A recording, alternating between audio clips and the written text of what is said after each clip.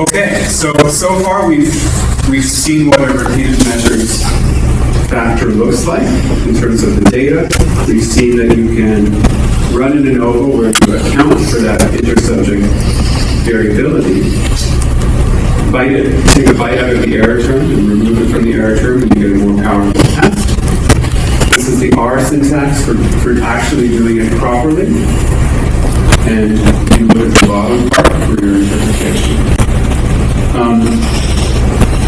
Let's talk about the full model and the restrictive model, or the null hypothesis and the alternate hypothesis. Here's what the equations look like.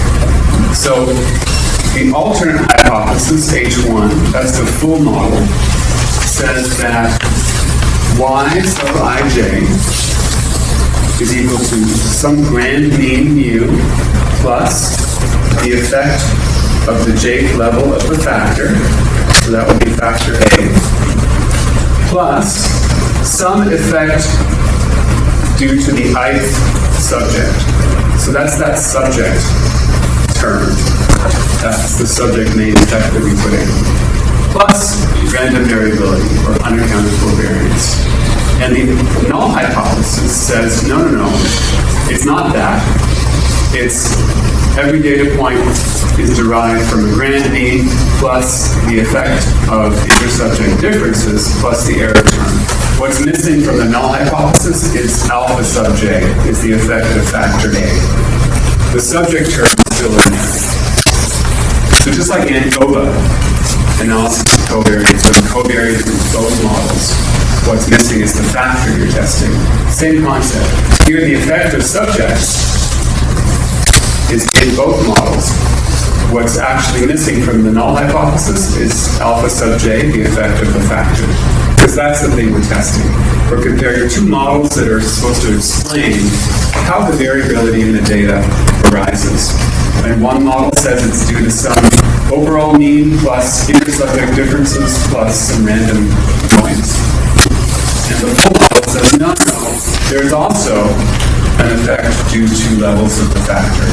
So if this was a drug, placebo versus low dose versus high dose, then the alternate hypothesis says, no, you need to include the effect of this drug, because the drug does have an effect. The null hypothesis says, no, alpha sub j is 0. It's in there, it's in the model, it's just not shown because it's 0. So the null hypothesis says there's no effect of the drug. The only reason why the numbers are different are intersubject differences and random points. Some people have high blood pressure, some people have low blood pressure, and our blood pressure measurement device is noisy, and these drugs that you administer, they don't have any effect on blood pressure. Whereas the alternate hypothesis says, no, there's an average blood pressure out there. People have different blood pressures. Our blood pressure cuff is noisy, and the drug actually has an effect on the measured blood pressure. Okay, so those are the two competing models in a repeated measures design. Yeah? Sorry, just quickly, how is the restricted one different from the interaction? Like, is this an interaction? The interactions? Yeah, like, is alpha basically, it's not the interaction? No, alpha is not the interaction. So alpha is the main effect of factor A.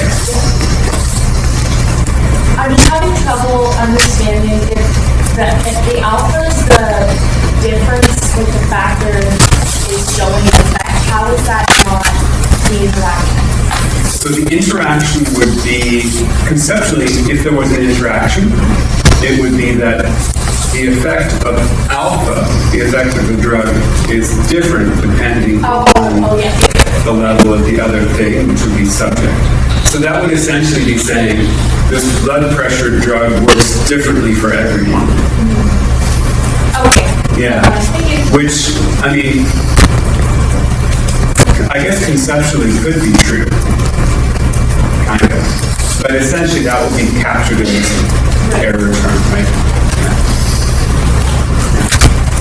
Good question. Other questions? Okay. So just to recap then, the full model includes the effect of the factor, alpha sub j, and the effect of subjects. And the restricted model only includes the effect of subjects.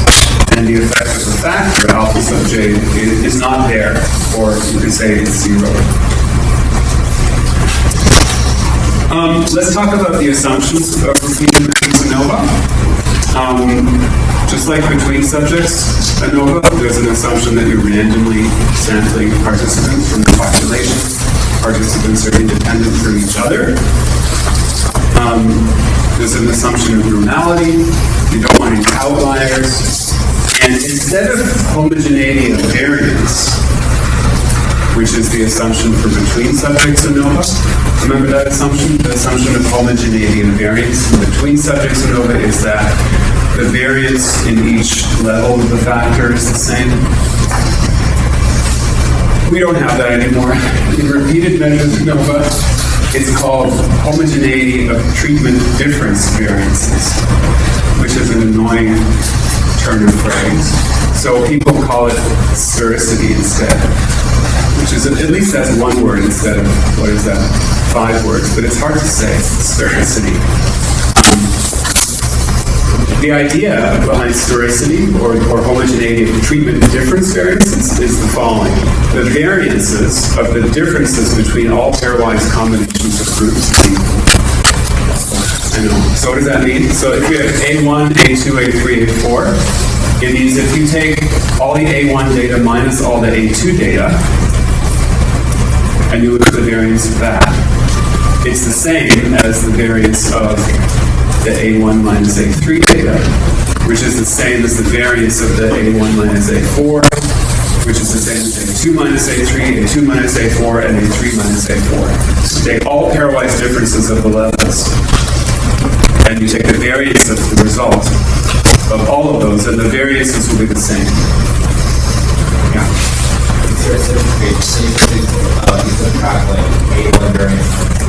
Well, you don't subtract the variance. You subtract the original data. Yeah. So let's go back to the example from here. So you would take all the A1 numbers minus all the A2 numbers. You take 8 minus 10, which is minus 2, 9 minus 9, which is 0, 7 minus 5, which is 2, and so forth. And you get 10 new numbers, which are the difference. You take the variance of that. And then that has to be the same as the variance of the numbers you get when you take all of A1 minus all of A3, which has to be the same as the variance you get when you take A1 minus A4, and then A2, 3, A2, 4, A3, A4. It's an annoying assumption that needs to be true. Now, why that particular assumption needs to be true? Good news, we're not going to get into it. We're just not getting into it. It just has to be true. Now, you can read about it if you want to know exactly why, but we're not going to get into that here. Fortunately, there is a test for sphericity that will tell you if it's violated. So pragmatically, we'll see what we can do to test it and what to do about it. But that's the assumption. So normality, outliers, sphericity are things we can test numerically. And just like before, these other things, independence of subjects, random sampling, those things you can't really test with a number. You have to sit back and consider your experiment and make sure that they're true. So for normality, some statisticians say rather than testing normality on the whole data set, because it's one big group, it's better to test normality on each level of the repeated measures factor separately. And there are some theoretical reasons why that is important in a repeated measures design. So here's some R code about how you can do that. There's a library called rstatics with an X, which gives you the Shapiro underscore test. So we can use this code here to get a Shapiro test for each level of factor A, A1, A2, A3, A4. We get the test statistic here, and then we get the p-value here. And in this case, the p-values are all above 0.05, they're all not significant. And just like before, the null hypothesis of this test is that everything's fine. So we don't want to reject the null. The null hypothesis is that these data are drawn from a population that's normally distributed. Remember we saw those weird plots called a QQ plot that allowed us to visualize the normality assumption? We can generate those for each level of the factor using this code. There's a package called ggqq plot, which lets you do a QQ plot in ggplot. That's why it's called ggqq plot. Anyway, you can try that on your own. You're not going to be tested on the exam on what is the function that generates, but this is for your own future reference. For outliers, in the rstatics package, there's a function called identify outliers, which is kind of handy. You simply group by the factor and then pipe it to this function, and it will show you a list of all the data points that are considered outliers. When that list is empty, there are no outliers. I don't remember if it uses Cook's distance or something different, but that's what that is. Homogeneity of treatment difference variances, or sphericity. Further, the assumptions of the variance of the differences between all pairwise combinations of the groups are equal. The test is called Mauchly's test. That's the most common test of sphericity, Mauchly's test. And there's a package called EZ in R, which has a really handy function called EZ ANOVA. And it's essentially a wrapper function around the LM functions and AOV functions that you've been using kind of manually so far. It's a wrapper function around that stuff that enables you to a little more conveniently do more complicated designs, like mixed between within designs. But we can also use it for just simple one-way repeated measures and So if we use that easy function instead of using AOV, then we automatically get the results of Mauchly's tests for sphericity, which is kind of handy. And we also get this. We get corrected values for F and for the p-value.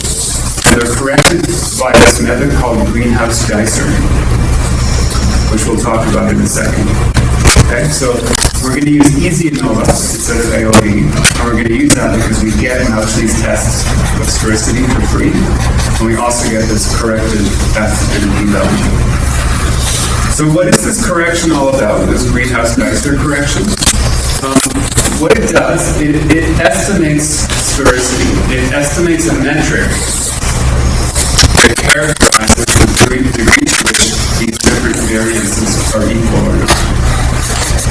And if that metric epsilon is less than 1.0, then sphericity is violated. And the more it's different from 1, the smaller it is under 1.0, the more sphericity is violated. And so it's a kind of it's a continuous metric. It doesn't give you a yes or no, although you can get a p-value for it. It tells you if sphericity is violated a little bit, medium amount, a lot. It tells you exactly how much is violated. And the usefulness of that is that what the Greenhouse-Geiser correction does is it uses that continuous metric of the degree to which sphericity is violated to recompute a new F ratio that's corrected to account for that violation of sphericity. There's another version of this correction that you might come across called Hundfeld, which it's a little bit less conservative than Greenhouse-Geiser when sphericity violation is only small. But if you always use Greenhouse-Geiser, mostly no one's going to complain. Easy ANOVA will show you both corrections at the same time. Okay, so the idea is we're going to compute a metric of sphericity. Well, it's going to compute a metric of sphericity. I told you it's hard to say. And it's going to correct the F ratio according to how much sphericity is violated. Yeah. curiosity, how is there like a normal range for epsilon to be like 0 to 5? 0 or 1, I think. I think the maximum that can be is 1. If it's 1, then sparsity is sort of perfect. Then the variances are exactly equal. I think that's how it works. Okay, so here's what it looks like. Open up the code. So we load up library EZ. If you haven't installed that library yet, you might need to install .packages EZ. We're going to define r.nova equals EZ ANOVA. We're going to give it our data frame. We're going to tell it which column is our dependent variable. And then WID tells it which column encodes the subject or the participant in the repeated measures factor. And then within equals factor A says that factor A is a within subject factor, a repeated measures factor. If you had another factor that was between subjects, you could have between equals factor B, and then you have a mixed design. And then what you get when you run that command is this output. So you get the test of factor A, and those are the same numbers we've seen before. You get Mauchly's test for sphericity. W is the statistic that you get for Mauchly's test, and then you get a p-value. And in this case, the p-value is not significant, so Mauchly's test says sphericity is fine. It's not reliably, statistically violated. Nevertheless, it will still give you the corrected versions of the F statistic and p-value for factor A, according to the Greenhouse-Geiser correction here, that's GG, or according to the Hunfeld correction here, that's HF. And so with the Greenhouse-Geiser corrected p-value, it used to be 0.0000305, now it's 0.0002. So it's bigger. So a worse p-value. It's still totally significant, but it's a little bit less significant than it used to be before the correction. So that's the idea of this sphericity correction, is that you compute sphericity, how much is violated, and then you correct your F statistic and your p-value to take that into account. So that's a little different than the procedure we use for between subjects in ANOVA and homogeneity of variances, right? We usually test homogeneity of variances. If it's violated, we say, oh no, it's violated. You can't use ANOVA. We'll use the Welch test instead. The Welch test also does a correction in a similar kind of way. What does the p-value mean in like Greenhouse-Geiser correction? This one? Yeah, so that is simply a new version of this p-value here. Yeah, it simply replaces the p-value that you get in the regular output of the analysis. It basically says, use this p-value instead of that one. Because this is the p-value that is adjusted for the violation of sphericity. And you say, what violation of sphericity? It wasn't violated. This p-value is not less than 0.05. But the idea here is that, well, maybe we can't reliably say it's violated, but nothing's perfect. And we have a continuous estimate of epsilon, so let's just use it. For the other correction, This one, yeah. is the p-value? No, it's bigger. It used to be 3.05 and now it's 3.1. Yeah. So it's, You'll never get a corrected p-value that's better. It'll always be worse. For the outlier test that we did, right? Yeah. How come we never use that for our past, our past models? Because I know, like, when we were doing outliers beforehand, we used like the Cook's Cook's distance. Yeah. Yeah, I just wanted to show you another way of doing it. Oh.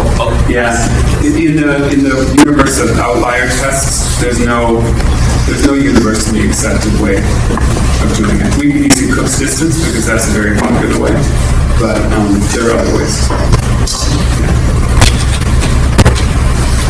Okay, so the slide got caught up a bit, but So you get this Mauchly's test, which gives you a p-value, but you'll get the corrected values anyway. And most statisticians these days, I think, will say, Mauchly's test is sort of an indicator, but really, it doesn't matter whether that's significant or not. You should just always use the corrected p-value. Pick one, greenhouse gas or Hunfeld, whichever one you want, but always use the corrected p-value, because it takes into account the violation of Swirsky, and it's always going to be violated to some extent, right? You're never going to just get exactly the same variances in each group. Now, which one to choose, greenhouse geyser or Hunfeld? In this case, it doesn't matter, because both give you a p-value that's still extremely below 0.05. What you don't want is to be in a situation where your raw p-value is significant, 0.04, let's say. Greenhouse geyser p-value is 0.055. Oops, not significant. And Hunfeld is 0.049. Barely significant, right? And you're like, oh, if I only ignore the corrected values, it's significant. And, well, this corrected value is still significant, so which one should I use? Oh, I'll use that one. Because that's significant. Why would I use this one and erase my significance? That's a hard position to be in, where the particular test you choose can flip your interpretation of your results from nothing, the drug doesn't work, to the drug does work. That's just an uncomfortable place to be in, right? What to do in that situation? I mean, ideally, you've determined in advance which one of these corrections is most appropriate to use, given the circumstance, and you just stick with it.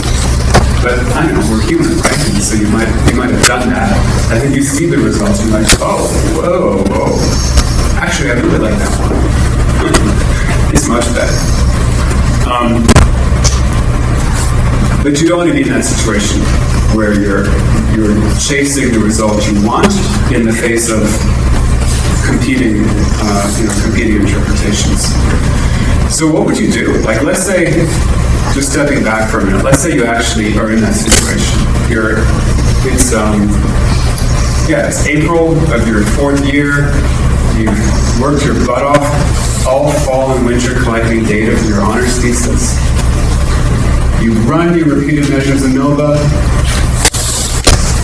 Your p-value is significant. You go down here and look at the greenhouse geyser correction, and it's not significant. But that one is significant. So what do? What could you do? Well, the first thing you could do is just sort of say, show your supervisor everything except this. It's good news. It's significant. And even when we correct for scarcity, it's still significant. And hope that, when you're talking with your supervisor, she doesn't say, well, what about greenhouse geyser? Oh, that's not appropriate in this situation. Right? You could definitely do that. The risk, of course, is that you'd be there's a higher chance you're making a type 1 error than you think you are, right? You're doing these tests at 5% alpha. Actually, your type 1 error is going to be higher. So maybe you're claiming something works and it doesn't. So what else could you do? Assuming you have some more time before you have to end in your thesis. I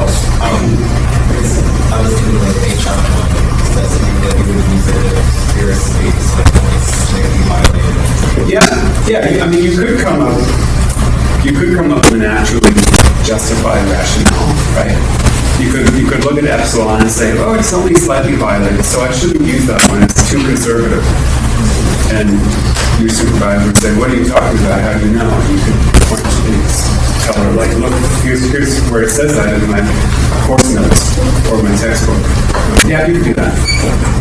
I guess actually if you have time, you get more participants, but if you don't, could you be more strict with the outliers? Like, could you chop up with some of them and then see, like, find a rationale why some of the participants are outliers and compute it and try it? Yeah, so you said two things. You said you could collect more data. That's what I was thinking, right? As we talked about before, just collect more data. More data gets you closer to the truth. And so maybe more data will make both of them significant, maybe more data will make both of them not significant. But the other thing you said was, could you be more strict with outliers?